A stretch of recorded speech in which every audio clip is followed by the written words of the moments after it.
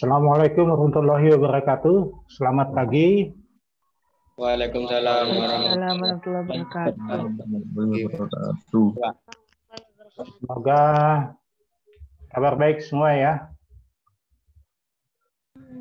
Ya, Pak. Alhamdulillah baik, Pak. Yang untuk siapa? UAS sudah selesai semua ya di sekolah? Sudah, Pak. Oke. Bapak sampai hari ini dari Muhan belum ada jawaban ya, belum dikerjakan Muhan. Mana Aditya Muhan?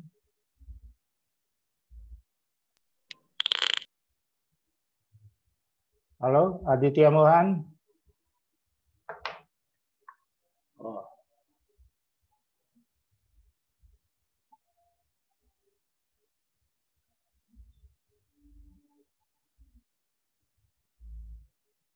Mana Aditya Muhan? Barusan masuk.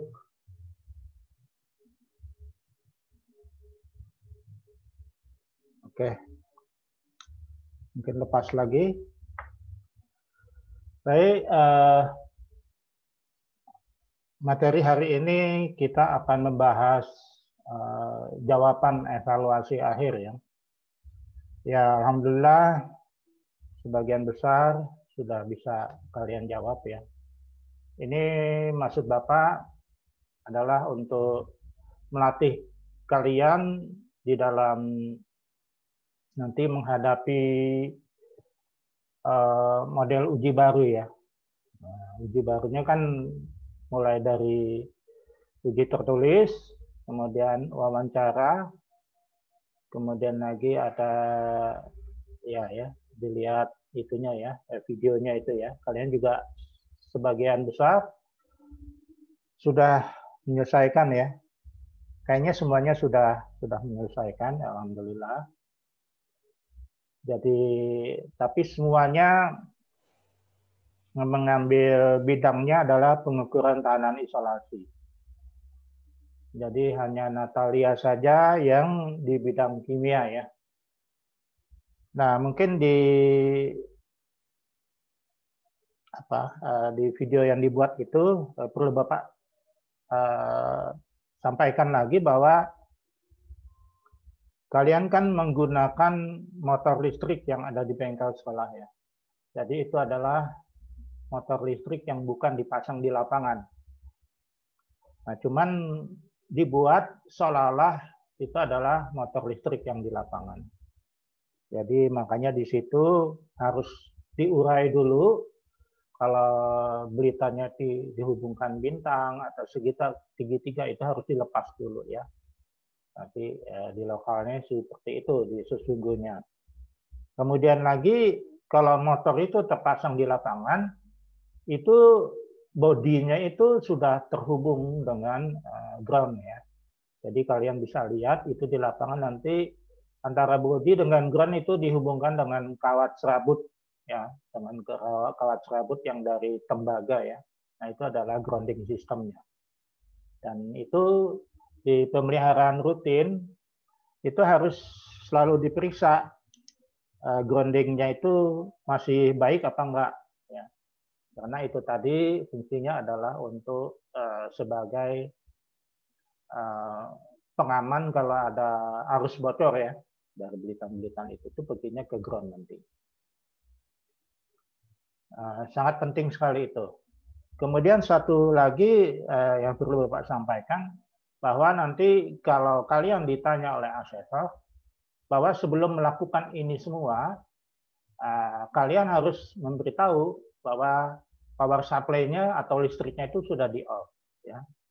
Sudah di off itu bisa dari breakernya ya, dari breaker atau dari NFB-nya ya, tergantung daripada kapasitas motor listriknya ya. Ada yang menggunakan NFB aja kalau yang kecil-kecil, tapi kalau yang 3 kV ke atas itu menggunakan breaker besar-besar.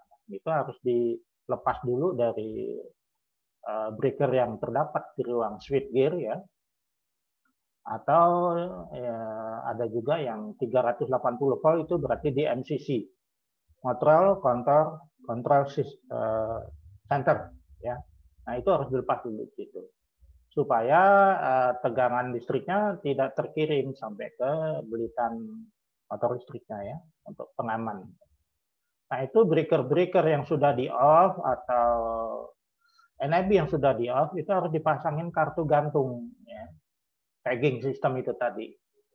Jadi untuk memberitahukan orang lain atau teknisi lain bahwa motor yang bersangkutan sedang dalam pekerjaan, sehingga tidak boleh ada yang meng-on ya. Nah itu dipasang kartu gantung dan juga digantungi kunci. Dan itu kartu gantungnya resmi ya, tercatat siapa yang membuat pekerjaan apa berdasarkan WO nomor berapa ya. Nanti itu nanti ada logbooknya ya, dicatat di K3-nya maupun di control room sehingga diketahui operator. Nah itu penting sekali, kalian nanti harus tunjukkan bahwa di dalam pekerjaan ini harus melepas tegangan listriknya ya. Di samping itu kalau dia itu menyangkut juga dengan sistem yang lain, misalnya sistem air pengisi atau uap, nah itu katup-katupnya juga harus ditutup ya. Artinya peralatan yang sedang mau dikerjakan tadi harus diisolasi dari sistem. Jadi katup-katupnya ditutup, harus diamankan supaya untuk menghindari terjadinya kecelakaan kerja.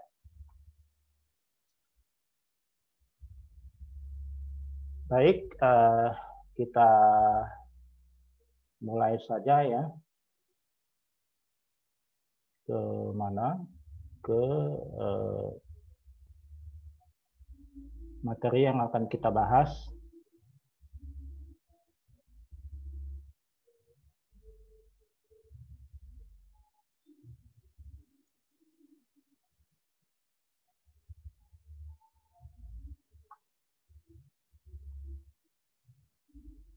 Sudah terlihat gambarnya? Sudah, Pak. Oke.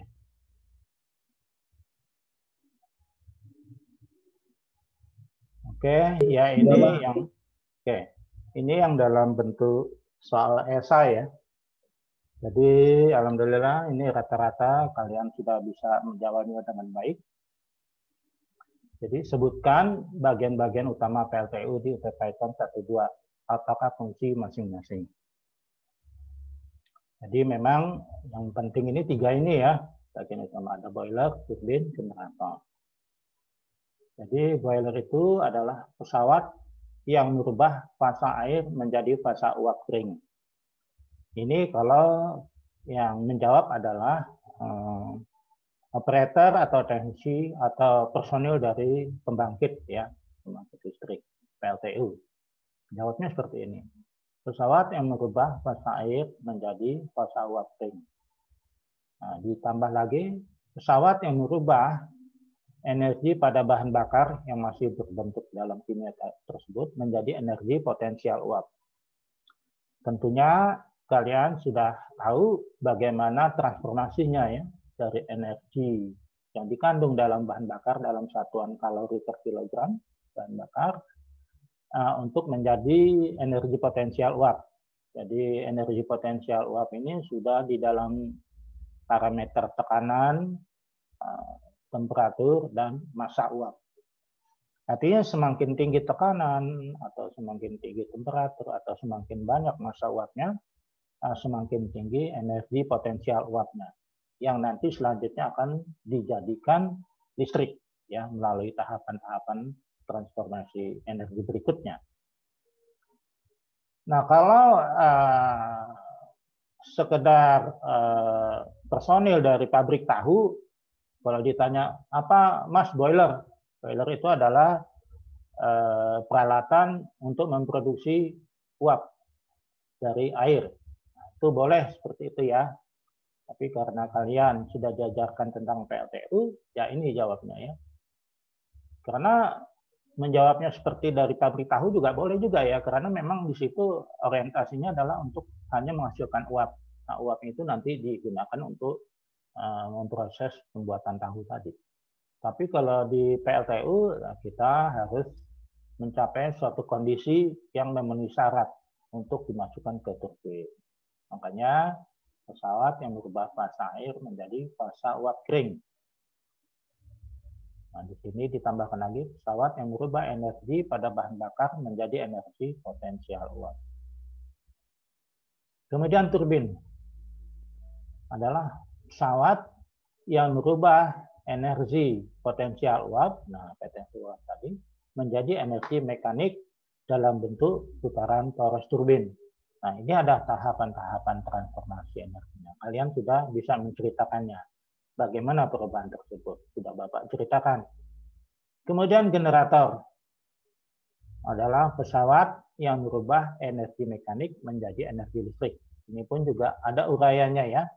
Tapi karena di sini dikatakan sebutkan saja ya, dan fungsi-fungsinya ya cukup seperti ini saja.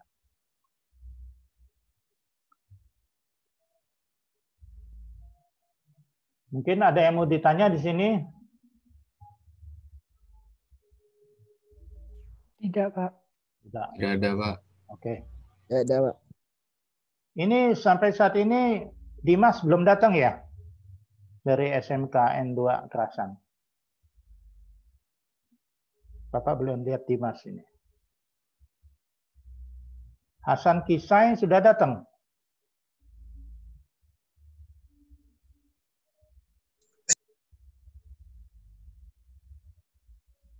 Oke. Dimas belum, Pak. Dimas belum ya? Oke. Ya.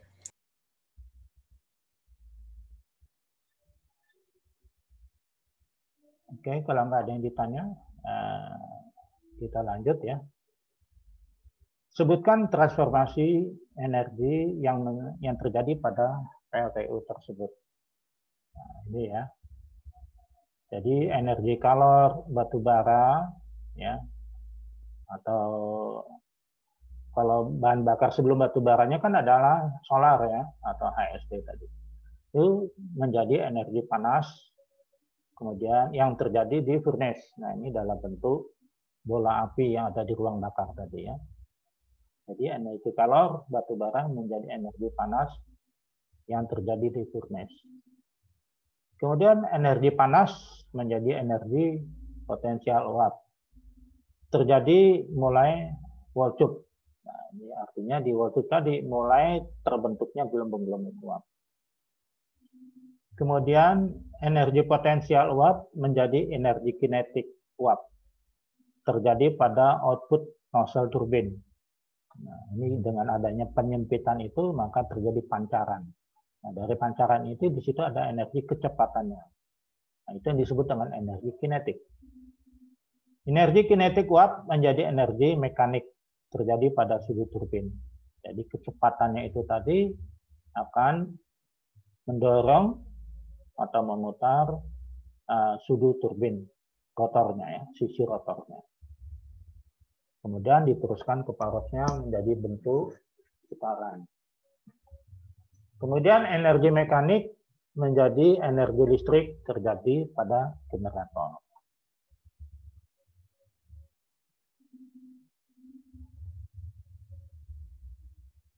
Apakah fungsi sirkulasi pendek mulai air di pipa daun kamar sampai masuk kembali ke drum string?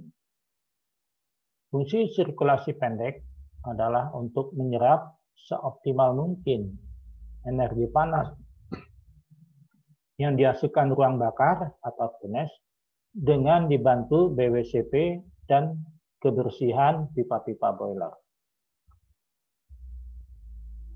Jadi ini masih banyak ya yang kurang memuaskan cara menjawabnya ya, karena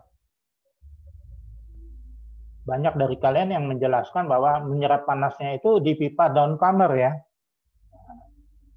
Sebetulnya pipa down comer itu terpasangnya itu adalah di luar daripada boiler, sehingga dia tidak air yang ada di dalam pipa down comer dia tidak menyerap panas ya. Pipa downcomer itu hanya tempat saluran, ya, saluran yang menuju lower header daripada pipa-pipa well tube. Kan sesudah air tersebut yang dipompa oleh BWCP kumpul di lower header, kemudian didistribusikan pada pipa-pipa vertikal atau pipa-pipa boiler tadi, atau well tube atau rest tube. Nah, disinilah terjadinya penyerapan panas tadi, yang panasnya berasal daripada bola api tadi yang ada di ruang bakar melalui radiasi atau pancaran, kemudian konduksi atau rambatan panas dari pipa luar dan ke dinding pipa dalam, kemudian aliran, ya, karena air yang ada di dalam pipa well tube tadi itu mengalir, sambil mengalir dia akan mengangkut panas yang diserap oleh pipa boiler tadi. Jadi ada 3 itu, ya. Nah, makanya di sini fungsi daripada sirkulasi pendek itu tadi kan turun dari ground stream, kemudian lewat pipa downcomer dipompa oleh BWCP, lewat pipa downcomer lagi masuk, dikumpulkan di lower header, kemudian disebar di pipa-pipa well tube, kemudian kumpul lagi di atas di upper header. Sesudah di upper header baru masuk lagi ke steam drum. Jadi sirkulasi pendek. Kemudian yang sudah jadi uap akan pergi ke atas, yang masih dalam bentuk fasa air akan turun ke bawah lagi melalui pipa downcomer tadi. Jadi begitu. Sehingga efisiensi atau efektivitas sirkulasi pendek ini sangat dipengaruhi oleh kebersihan daripada pipa-pipa boiler tadi. Kalau banyak kotorannya berarti kan penyerapan panasnya terhambat. Kemudian juga sangat berpengaruh lagi adalah kecukupan atau kinerja daripada boiler water circulating pump-nya di dalam mengalirkan. Kalau alirannya lambat, ya berarti kan pengangkutan panasnya juga lambat. Oke. Sebutkan, nah ini Hasan Kisai baru datang. Kemudian sebutkan proses yang terjadi di derator dan apakah fungsinya.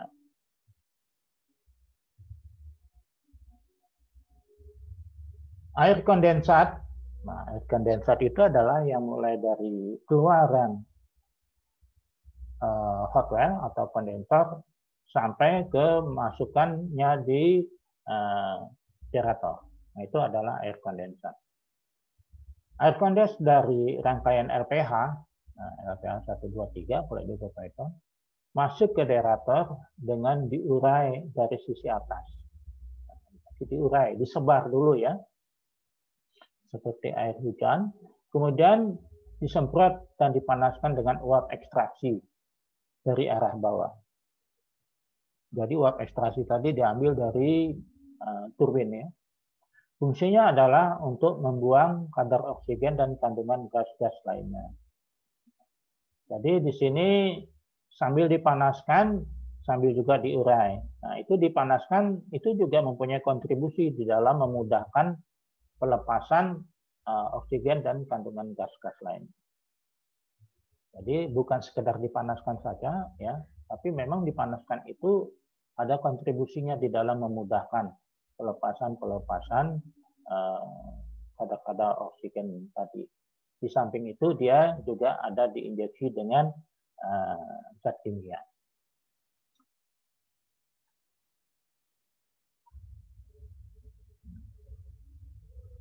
Sebutkan proses pengembunan yang terjadi kondensor. Uap lelah yang keluar dari exhaust LP turbin turun ke ruang pipa-pipa kondensor karena hisapan vakum. Ya, karena hisapan vakum kondensor. Kalau nggak ada hisapan daripada vakum, dia itu lama turunnya, ya. Jadi kalian sebagian juga tidak menceritakan kondisi vakum ya. Ini sangat penting sekali. Jadi harus ada kondisi vakum. Nah, itu mempunyai kontribusi di dalam proses kondensasi. Jadi karena ada hisapan vakum, makanya uap lelah tadi turun ke pipa-pipa kondensor. Kemudian didinginkan oleh pipa-pipa kondensor yang di dalamnya mengalir air pendingin, air laut. Sehingga terjadilah proses pengembunan, drip kondensasi. Selanjutnya titik air atau embun ditampung pada hot well. Itu yang terjadi di dalam kondensor. Nah, ini masih banyak yang kurang lengkap di dalam menjelaskannya. Apakah yang terjadi apabila terdapat ruang udara di waterbox kondensor dan bagaimana cara mengatasinya? Yang terjadi, sebagian pipa-pipa kondensor di sisi atas akan terisi oleh udara. Sebetulnya kan pipa kondensor tadi harusnya terisi oleh air laut. Tapi karena udah terisi udara, air laut nggak bisa masuk ke sana. Gitu ya. Sehingga proses pendinginan menjadi tidak normal, tidak optimal. Karena isinya bukan air laut yang membawa temperatur dingin. Ya. Sehingga uap tadi yang turun tidak didinginkan, gitu ya. Nah, itu efek negatif daripada adanya udara yang terjebak di sisi atas daripada waterbox. Air laut nggak bisa masuk situ karena tertahan oleh udara tadi. Nah, cara mengatasinya dengan mengeluarkan udara terjebak tersebut melalui venting valve. Jadi ini dipasangi venting valve ada di sisi atas daripada casingnya waterbox tadi. Dan menghisapnya dengan menggunakan priming vacuum pump. Sebutkan yang Anda ketahui tentang udara pembakaran dan peralatan utama yang terpasang pada sistem tersebut. Nah, udara pembakaran itu ada dua, ya, udara primer dan udara sekunder. Nah, itu harus kalian camkan dulu itu ya. Jadi udara pembakaran itu ada dua macam, udara primer dan udara sekunder. Udara primer itu dihasilkan dari kerjanya primary air fan. Jadi kita ada primary air fan, ada fan besar, nah kita sebut primary air fan. Makanya karena primary air fan, makanya dia disebut udara yang dihasilkan adalah udara primer. Fungsinya adalah mentransportasikan batu bara halus hasil penggilingan mil menuju ruang bakar. Jadi udara yang primer tadi dimasukkan ke mil. Nah, dia itu untuk menghembus batu bara halus yang sudah digiling nanti dimasukkan ke ruang bakar melalui pipa-pipa atau cool pipe tadi. Di samping itu, fungsi udara primer adalah memanaskan, mengeringkan batu bara halus tadi. Ya.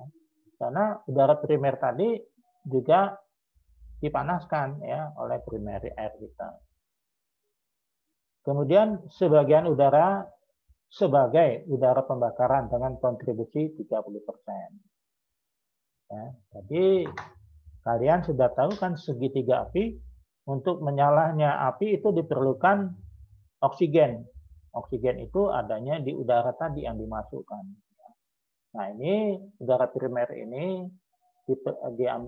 dia mempunyai kontribusi 30% dari keseluruhan udara atau oksigen yang diperlukan di dalam proses pembakaran. Peralatan utamanya, nah, tadi ya, paling ujung awal dari ambien dihisap oleh primary air fan. Kemudian ada pemanas awal, steam coil. Ya. Steam coil, kemudian ada PAH, ya, primary air heater. Kemudian ada hot cold air damper. Nah, ini adalah damper sisi dingin dan sisi panas ya. Nanti dia bekerja untuk menjaga temperatur udara primer yang mau masuk ke mil tadi. Ya, karena dia berfungsi untuk memanaskan tadi kan, sehingga dia perlu suhu tertentu sekitar 210 derajat Celcius tadi ya. Tapi juga nggak boleh terlalu panas ya. Karena kalau terlalu panas nanti batu baranya sudah nyala duluan nanti di dalam suppressornya atau millnya itu nanti bisa meledak ya. Makanya tidak boleh juga terlalu panas. Sehingga temperatur output daripada mill yang masuk ke ruang bakar tadi itu dijaga suhunya, tidak boleh lebih dari suhu tertentu ya. Dia tidak boleh dingin, tapi juga tidak boleh terlalu panas. Nah, ini adalah peralatan yang terpasang pada sistem primary air tadi. Primary air fan, kemudian ada steam coil ya. Jadi pemanas awalnya ya. Kemudian ada primary air heater, kemudian ada damper-damper tadi, hot dan cold air damper.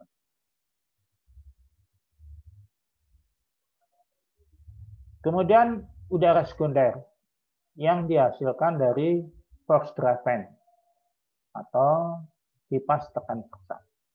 Berfungsi sebagai udara pembakaran dengan kontribusi 70%. Nah, tadi ini 30%, ini 70%. Peralatan utama terdiri dari FD fan, fan yang awal ya, kemudian steam coil-nya ya, kemudian secondary air heater, kemudian ada windbox damper. Nah, ini adalah yang mengatur banyak sedikitnya udara sekunder tadi yang masuk ke ruang bakar. Oke, nah sebagian dari kalian masih kurang mengerti di sini ya. Jadi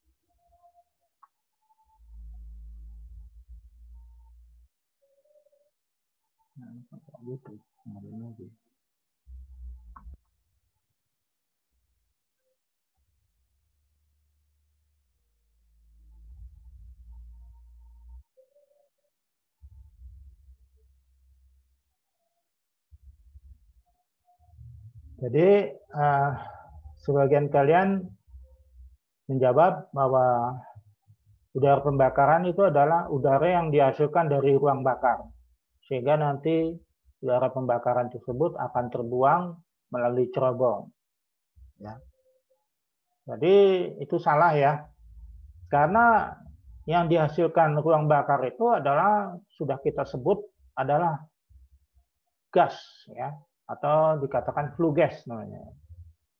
Jadi itu bukan udara lagi. Jadi yang dibuang ke cerobong itu atau yang dihasilkan oleh ruang bakar itu dinamakan gas. Ya. Jadi kalau di reaksi pembakaran, ya di reaksi pembakaran itu ada reaksi kimianya ya. Jadi di situ ada bahan bakar, ya ada bahan bakar, ada terdiri dari apa saja gitu ya, rumus kimianya. Kemudian itu direaksikan dengan oksigen yang terdapat di udara, ya udara primer dan sekunder tadi. Kemudian nanti hasil reaksinya itu adalah berupa panas tadi ya, yang ada di gas tadi.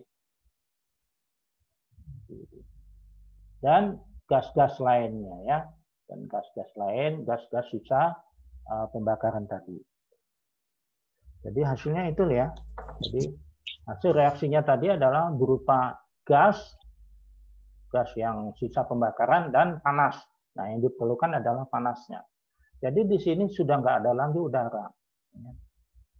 Nah, tadi udara tadi adalah yang masuk tadi berupa udara primer, sekunder. Nah, itu direaksikan dengan bahan bakar.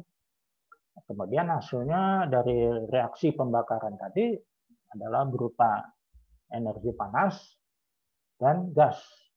Gas itu nanti dibuang melalui cerobong.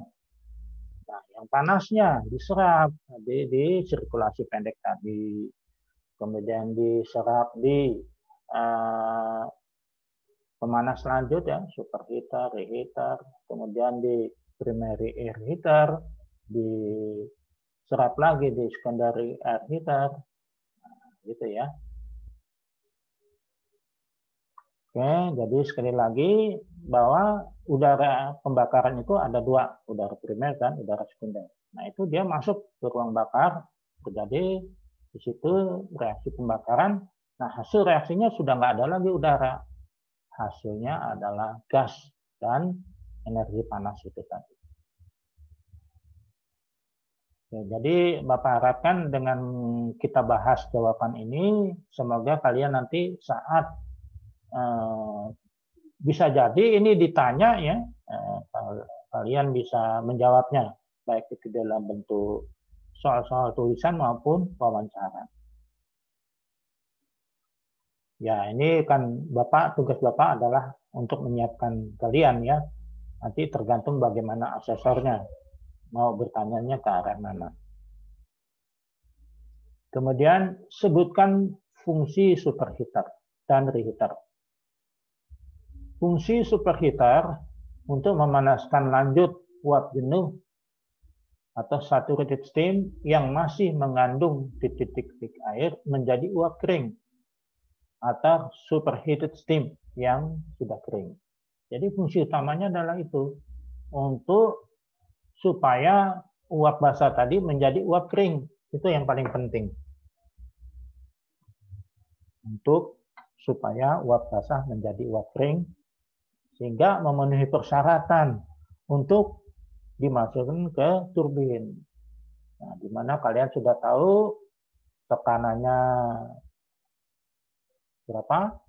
169 kg per cm persegi dengan temperatur 540 derajat Celcius.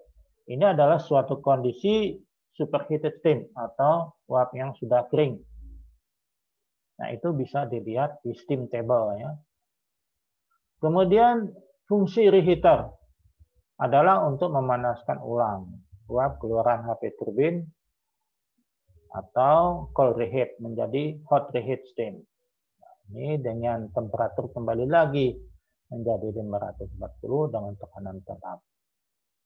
Nah, ini Bapak ketemukan untuk yang menjawab fungsi superheater masih banyak yang salah. Tapi kalau untuk reheater sudah banyak yang betul ya. Jadi untuk kalian ingat kembali, jadi utamanya superheater tadi adalah pemanas lanjut yang berfungsi untuk memanaskan uap basah tadi menjadi uap kering. Nah, itu ya intinya. Nah, nanti kalau kalian mau lebih sempurna lagi, sini ada uap jenuh, saturated steam, ya. Ada mengandung titik-titik air menjadi uap kering atau superheated steam. Nah, kenapa kok harus kering? Karena itulah persyaratan untuk masuk ke turbin. Kalau enggak nanti turbinnya akan gripis-gripis ya, akan rusak, terkena erosi. Karena kan putarannya 3000 rpm, kecepatan kinetiknya itu sangat tinggi sekali ya, supersonik. Ya. Nah, itu bisa menjadi sesuatu yang keras bagi sudut-sudut turbin. Sebutkan fungsi drain steam. Memang fungsi utamanya adalah tempat terpisahnya fasa uap dan fasa air. Itu yang paling penting daripada drain steam tadi ya. Nah, kalian ini sudah banyak yang menjawabnya dengan baik ya. Jadi ini tempat terkumpulnya uap jenuh atau saturated steam. Kemudian tempat penampungan feed water yang dari rangkaian HPH tadi ya. Kemudian masuk ke economizer, baru ke filter. Kemudian tempat pembuangan kadar silika dan garam pencemar lainnya. Karena untuk menjaga kualitas air siklus diperlukan namanya blowdown system ya, atau pipa blowdown. Nah, itu untuk membuang kadar silika dan garam-garam pencemar lainnya. Nah, fungsi utama tadi tempat terpisahnya gas uap dan air. Dan baru yang lain-lainnya ya, tempat terkumpulnya uap jenuh, saturated steam, penampung feed water dan pembuangan kadar silika dan garam-garam pencemar lain. Sebutkan prinsip kerja generator. Nah, ini waktu kita membahas materi saat belajar, kalian sebagian besar sudah bisa menjawabnya dengan baik, tapi kemarin waktu menjawab evaluasi ini masih juga ada yang salah ya. Jadi sebagian tidak menyebutkan belitan stator ya. Belitan statornya tidak disebut. Karena kan harus ada induksi ke belitan stator. Ya, jadi kita baca, generator terdiri dari bagian stator dan rotor yang terpasang seporos dengan turbin. Stator terdiri dari inti besi dan belitan stator. Rotor terdiri dari inti besi dan lilitan rotor. Lilitan rotor diberi arus penguat atau eksitasi, sehingga jadi ini arus DC ya, sehingga inti rotor menjadi magnet mempunyai kutub-kutub utara dan selatan, di mana antara kutub terbentuk garis-garis gaya magnet atau flux. Ketika rotor diputar oleh turbin, maka flux itu berputar dan memotong lilitan stator. Nah, ini yang disebut induksi. Sehingga pada ujung lilitan stator terbangkitlah GGL atau tegangan listrik yang merupakan output dihubungkan dengan beban pemakaian listrik. Nah, ini nanti kalau ditanya prinsipnya dari mana kok dari adanya induksi bisa menghasilkan GGL. Nah, nanti kalian bisa menjawabnya adalah berdasarkan percobaan Faraday.